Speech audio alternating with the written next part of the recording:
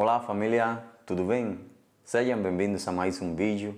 Hoje vamos começar uma sessão que vai durar até a final da Copa Qatar 2022. E pela camisa que estou vestindo, eu acho que você já sabe sobre qual seleção eu vou fazer o primeiro análise. A nossa pentacampeã entra em cena. E embora possamos ter, você e eu, diferentes opiniões sobre como o Tite deveria escalar o time, se deve colocar um volante só ou duas e outras questões táticas, eu acho que o desejo é o mesmo, rumo ao Hexa. Vamos lá?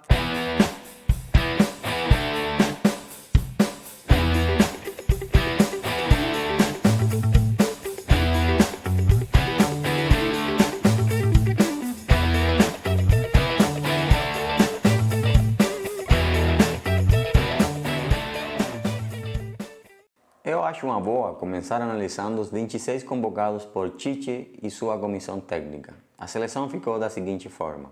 Relembrando que os convocados para a Copa são os goleiros Alisson do Liverpool, Ederson do Manchester City e Everton do Palmeiras. Na defesa a gente tem Marquinhos do PSG, Militão do Real Madrid, Thiago Silva do Chelsea, Bremer da Juventus, Daniel Alves do Pumas, Alexandre da Juventus, Alex Telles do Sevilla e Danilo da Juventus. No meio campo temos Casemiro do Manchester United, Fred do Manchester United também, Bruno Guimarães do Newcastle, Fabinho do Liverpool, Everton Ribeiro do Flamengo e Lucas Paquetá do West Ham. No ataque temos Neymar do PSG, Vini Júnior do Real Madrid, Rafinha do Barcelona, Gabriel Jesus do Arsenal, Rodrigo do Real Madrid, Pedro do Flamengo, Richarlison do Tottenham, Gabriel Martinelli do Arsenal e Antony do Manchester United. Todos eles foi um trabalho bem feito, que não só foi a decisão do Tite, tá? Eu acho que o Tite ele montou uma comissão técnica que ajudou muito ele em várias áreas que tem a ver com a seleção desses atletas aí. Quem acompanha futebol mesmo sabe que o campeonato do mundo é um campeonato curto. A seleção que ganha quase sempre tem 80% de planejamento, tem que ter um time bom, mas tem que ter um 20% de sorte também. Faz tempo que nossa seleção não chega com um time onde todas as linhas do campo estão bem compensadas. Enquanto a gente está falando, eu vou aí mostrando para você na tela do vídeo algumas estatísticas dos atletas. Acostume de mostrar estatísticas nos meus vídeos, vocês vão ver que eu tenho esse costume de outros esportes que eu sou fã também, sobretudo esportes americanos que utilizam muito as estatísticas. Eu acho que as estatísticas, quando você analisa elas em frio, elas não trazem muito análise para você, mas quando você pega os números e os compara com o jogo, elas podem trazer muita coisa boa. Por isso eu gosto de mostrar algumas estatísticas nas diferentes parcelas do campo, tanto no gol, na defesa, no meio campo, quanto no ataque, que os números muitas vezes trazem para você dados relevantes. Então, na defesa, o Brasil na era Tite sempre jogou quase com os mesmos caras, tirando algum que outro que entrou, outro que saiu no ciclo até a primeira Copa do Tite, que foi em Rússia 2018, e agora para essa Copa Qatar 2022, o Guilherme Arana saiu, mas, por exemplo, a grosso modo, a defesa tem o Marquinhos, Thiago Silva e Militão, três atletas para duas vagas em disputa. E nas laterais você tem Danilo, Dani Alves na direita e Alexandre e Alex Telles na esquerda. Pessoalmente, eu não gosto do Militão na lateral direita. Eu sei que em alguns jogos Tite tem utilizado ele como uma opção na lateral direita, mas eu não acho ele. Eu acho que ele tem um bom desempenho na lateral direita, mas eu acho ele muito melhor como zagueiro. Tanto assim que no meu time, o Real Madrid lá, ele quase sempre joga na zaga. Ele vai bem por alto, ele ganha a maioria das divididas, é um cara que ele consegue desarmar o adversário de uma maneira muito limpa, tanto assim que no Campeonato Espanhol o cara só tem um ou dois amarelos. Eu não acho o Militão uma boa opção pela lateral direita. Mas eu sei que em alguns jogos, sobretudo com seleções um pouco que estão no mesmo nível do Brasil, o Tite vai ter o Militão como uma opção para a lateral direita.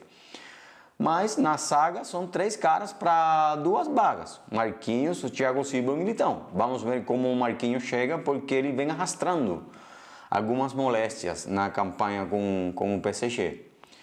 Aí nas laterais você tem o Danilo e o Dani Alves. O cara que parte com Ventalha na vaga é o Dani Alves. Desculpa, é o Danilo. E na lateral esquerda, embora o Alexandre seja o favorito para essa posição, eu gosto mais do Alex Telles. Eu acho um cara que consiga acompanhar um pouco mais na frente. E em questões defensivas, eu acho que eles são do mesmo nível. Vocês vão ver que eu coloco o Neymar como meio-campista, porque na seleção ele é utilizado mesmo assim. Ele não é utilizado como aquele centroavante fixo lá na frente. Neymar ele se movimenta livremente. Uma hora ele vai cair pela ponta esquerda, tentando fazer tabelas com o Vini ou o Rodrigo, não sei quem vai ser o titular da posição por essa ponta. Outra hora ele vai tentar tabelar e se associar no meio campo com Casemiro ou Lucas Paquetá, e outra hora ele vai tentar procurar o jogo na ponta direita, seja Rafinha ou Antony, o cara elegido para ocupar essa parcela do campo. Eu pessoalmente não gosto do Brasil com 2 volantes, tá? Eu pessoalmente gosto de um time mais leve, com Casemiro como um volante só, e o Paquetá, porque o Paquetá não é um volantão. Ele não é um cara que destrói. Ele tem qualidade para criar jogo. Aí eu acho que é uma boa escolha para o Brasil sair sem 2 volantes. Mas a gente sabe que Tite gosta do que ele chama de equilíbrio. Muitas vezes a gente viu a equipe do Brasil com 2 volantes. Repito, eu pessoalmente não gosto. Eu acho que o Brasil tem que jogar naquele esquema que eu acho muito mais ofensivo. 4-1, 4-1. Casemiro fixo na frente da defesa, com Neymar e Paquetá e Vinícius Júnior e Rafinha aberto pelas pontas. Com Richarlison na frente e o Gabriel Jesus. O Pedro, não sei qual vai ser a escolha do Tite. Eu sei que Vinícius Júnior, provavelmente na mente do Tite, ele não seja titular indiscutível ainda. E se a gente dá uma olhada no histórico da seleção, em Copas onde a gente foi campeão, sempre tive aquele cara que entrou após começar do primeiro jogo, nos minutos 60 do segundo tempo, e o cara trouxe algo diferente. Aí ele virou titular indiscutível da seleção e não saiu mais da equipe. Eu acho que o Tite ele olha para Vinícius Júnior hoje em dia como esse cara. Eu acho que ele deveria ser titular. O cara está arrebentando lá no Real Madrid e atrás do Neymar, ele é o segundo cara aí que tem o melhor desempenho no ano, só atrás do Neymar. O Rodrigo ele tem um bom desempenho, mas eu acho que ele é reserva. Igual o Everton Ribeiro no meio campo, e a gente sabe que na era Tite, nos últimos jogos aí, o Rafinha vem sendo titular da ponta direita. Eu acho que ele sai na frente do Antony. No ataque, nos últimos jogos, o Tite tem usado vários atacantes diferentes. Pessoalmente, eu gosto mais do Vinícius Júnior pela ponta esquerda, Rafinha pela ponta direita e o Richarlison na frente. Eu acho o Richarlison aquele centroavante que ajuda muito. Ele não é um centroavante fixo, mas eu acho que também poderia ser usado o Pedro em alguns jogos, por exemplo, contra a Sérvia, que tem uma defesa muito alta. A partir do minuto 50, 60, se o jogo ficar meio travado e o placar estiver fixo lá, sem se movimentar, 1-0, 0-0, eu acho que o Pedro poderia entrar e fazer uma ação boa na frente, porque a Sérvia tem uma defesa alta e é muito importante, pessoal, começar ganhando o primeiro jogo, tá? Vamos dar uma olhada nas 3 últimas escalações que o Brasil utilizou contra Japão, Gana e Tunísia. A gente vai dar uma olhada aqui, eu vou falar para vocês aqui na tela do notebook. Por exemplo, o Brasil contra Japão, no dia 6 de junho desse ano aí, Saiu com Alisson no gol, Dani Alves, Marquinhos, Militão, Guilherme Arana, que não foi convocado, Fred e Casemiro, aqueles dois volantes. Pessoalmente, essa é a escalação que eu menos gosto. Eu repito de novo, eu não gosto do Brasil com dois volantes. Vinícius Júnior e Rafinha com Lucas Paquetá e Neymar.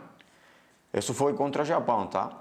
Contra a Gana, os dois últimos amistosos da seleção foi contra a Gana, no dia 23 de setembro.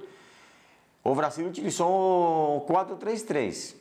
Pessoalmente, da escalação que eu mais gosto é dessa, tá? Eu acho que fica um time muito mais leve e o Brasil já entra em campo intimidando os rivais. A seleção do Brasil que eu lembro desde criança é uma seleção leve, um jogo bonito. O Brasil não tem que ficar com medo de ninguém. São os adversários que têm que ficar com medo do Brasil. Eu sei que o futebol, desde a metade da década de 90 para cá, os outros países começaram a desenvolver, os esquemas táticos ficaram tudo mais estudado, fica tudo mais equilibrado. Mas ainda assim eu acho que o Brasil tem que partir para cima. Copa do Mundo, todos os jogos é quase mata-mata. Ainda na fase de grupo, que são 3 jogos, esses 9 pontos são muito importantes. Sair na frente, classificar como primeiros de grupos, eu acho que o Brasil tem que sair para frente desde o primeiro jogo. Eu gosto mais de uma seleção ofensiva. Contra a Gana, por exemplo, o Brasil saiu com Alisson no gol, Thiago Silva e Marquinhos na zaga. O Éder Militão foi utilizado esse dia como lateral direito. Pessoalmente eu já falei que eu não gosto, mas pode ser uma opção. Alex Telles na esquerda, Casemiro, Neymar foi nas escalações ele sai como meio, Paquetá com Richarlison como centroavante, camisa 9, Vinícius Júnior por uma ponta e Rafinha pela outra. Essa escalação do Brasil eu acho muito ofensiva, eu acho a melhor escalação que o Brasil pode utilizar é essa aí, o 4-3-3. No último jogo da seleção, que foi um amistoso contra a Tunísia, o Tite utilizou o 4-2-3-1. É bem parecido com o 4-3-3, com a diferença que ele utilizou os dois volantes de novo, Casemiro e o Fred. A gente sabe que é o sistema tático preferido do Tite. Ele gosta do que ele chama de equilíbrio, com dois volantes na frente da defesa. Vamos ver, né? Final das contas, eu posso falar qualquer coisa aqui, mas a decisão final é do Tite. Quem sou eu para falar para o Tite o que ele deve fazer? Que sabe e manja muito mais de futebol do que eu. Mas pessoalmente eu gosto de uma Brasil muito mais ofensiva. Vamos fazer um pequeno análise agora das 3 seleções adversárias do Brasil na fase de grupos. O Brasil vai começar a fase de grupos no dia 24 contra a Sérvia. A seleção da Sérvia tem um estilo de jogo, ela possui um elenco mediano, se analisado coletivamente, tá? No estilo de jogo, os sérvios emplacam, podemos falar, velocidade e força física em suas jogadas. Eles valorizam os passes longos e também jogadas com a bola aérea. O elenco deles conta com jogadores altos e rápidos. A média da altura dos caras é de 1,85. As jogadas pelo alto costumam ser facilmente vencidas por eles. Mesmo assim, eu acho que sua defesa é um pouco bagunçada. É a palavra que eu consigo falar agora. Uma defesa que, se for pega de surpresa, sofre para se recompor e toma gols bobos às vezes. É um ponto fraco que pode ser explorado pelo Brasil nesse primeiro jogo. Em bolas paradas, eles valorizam bastante essas jogadas ensaiadas e em boa parte das oportunidades eles conseguem chegar à finalização nessas jogadas. Eles fizeram uma campanha nas eliminatórias europeias muito boa. Eles conseguiram ser líder do grupo A nas eliminatórias. Eles deixaram até a Portugal do CR7 lá na repescagem. Disputaram 8 partidas, conquistaram 6 vitórias e 2 empates. Eles não foram derrotados na campanha das eliminatórias europeias no grupo deles. Eles têm como principal destaque o camisa 9, o Alexander Mitrovic. Na história da seleção, o cara tem 75 jogos e 50 gols. Ele marcou 6 gols nas últimas campanhas aí nas eliminatórias. Ele consegue finalizar com ambas pernas e também é um ótimo cabeceio, tá? O segundo jogo do Brasil vai ser contra a Suíça. Eles têm um estilo de jogo que é conhecido por sua solidez defensiva. Mas nos últimos jogos eu acho que eles mostraram uma equipe também que sabe fazer ofensiva nos momentos em que isso é necessário. É uma seleção que consegue criar jogadas em todos os espaços do campo de uma forma veloz e surpreende os adversários com jogadas rápidas pelas laterais, chegando com certa facilidade na pequena área às vezes. A finalização dos atacantes também é precisa. Além disso, eles se destacam em jogadas individuais. Eles têm aptidão para buscar a bola no meio campo e trabalhar a jogada. Bolas aéreas também é um ponto forte dos suíços. A força física e a impulsão dos jogadores facilita a conclusão das oportunidades pelo alto. O Xherdan Shaqiri, meio atacante que atualmente joga no Chicago Fire da MLS, ainda é o principal nome do setor ofensivo da Suíça. Mesmo com 31 anos, ele ainda é capaz de criar rápidas jogadas e ser um cérebro entre a linha central e a meta adversária. O último adversário do Brasil na fase de grupos, no terceiro jogo, vai ser a seleção de Camarões. Nas últimas partidas aí, contando a Copa Africana e as eliminatórias para a Copa, eles têm um estilo de jogo onde a seleção de Camarões demonstrou um estilo de jogo altamente ofensivo, mas que ainda carece de melhores finalizações. Ela apresenta falhas às vezes para organizar o meio-campo e a defesa, mas quando o ataque é acionado, se esforça para concluir as jogadas e chegar até o gol adversário. Já embaixo da sua meta, conta com a experiência do Onana, o goleirão do Inter de Milão, que eu acho que é o destaque do time. Vem fazendo ótimas campanhas com o Inter de Milão, tanto na Champions quanto na Série A da Itália. E às vezes ele consegue fazer muitas defesas que são providenciais. Nas eliminatórias da África, Camarões liderou o grupo D, onde enfrentou a Costa do Marfim, Moçambique e o Malawi. Em 6 jogos venceram 5 e apenas perderam 1. Na fase seguinte, eles surpreendeu ao eliminar a Argélia, que era tida como favorita na disputa pela vaga. A primeira partida acabou perdendo 1-0, mas no segundo jogo, na casa dos argelinos, contou com um gol no último minuto da prorrogação. Lembro até hoje disso aí. Venceu por 2-1 e se classificou com a vantagem do gol fora de casa. Esse aí seria o último jogo da seleção brasileira. Vai fechar a fase de grupos contra Camerun. Eu acho que o Brasil deve ganhar os 3 jogos. Não vai ser fácil, mas eu acho que o Brasil deve ganhar os 3 jogos e deve classificar como primeira do grupo. Para mim, a definição de felicidade total é quando nossas expectativas, somados a nossos desejos, eles se convertem em realidade. Eu acho que para um torcedor de futebol é a mesma coisa.